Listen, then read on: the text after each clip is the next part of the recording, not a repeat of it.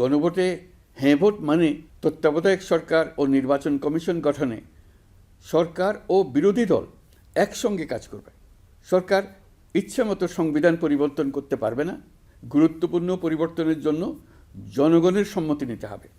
এতে আরও বলা আছে, বিরোধী দল থেকে ডেপুটি স্পিকার ও সংসদের গুরুত্বপূর্ণ কমিটির সভাপতিরা নির্বাচিত হবেন। একজন ব্যক্তি সর্বোচ্চ 10 বছরের বেশি প্রধানমন্ত্রী থাকতে পারবেন না। বিচার ব্যবস্থা স্বাধীনভাবে কাজ করবে।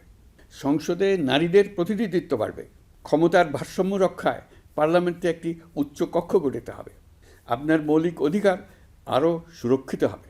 রাষ্ট্রভাষা বাংলার পাশাপাশি অন্যান্য জাতিগোষ্ঠীর ভাষাও সাংবিধানিকভাবে স্বীকৃতি পাবে। দণ্ডপ্রাপ্ত অপরাধীকে রাষ্ট্রপতি ইচ্ছামতো ক্ষমা করতে পারবেন না। সব ক্ষমতা একজন প্রধানমন্ত্রীর হাতে থাকবে না। এবং এরকম আরও কিছু গুরুত্বপূর্ণ প্রস্তাব এর মধ্যে রয়েছে।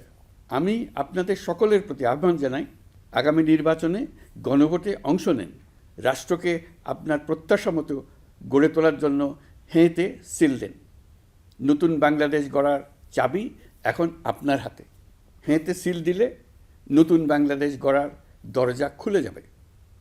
হেঁতে আপনি নিজে সিল দেন, আপনার পরিচিত সবাইকে সিল দিতে উদ্বুদ্ধ করুন এবং তাদেরকে ভোট কেন্দ্রে নিয়ে আসুন। দেশ পাল্টে দিন।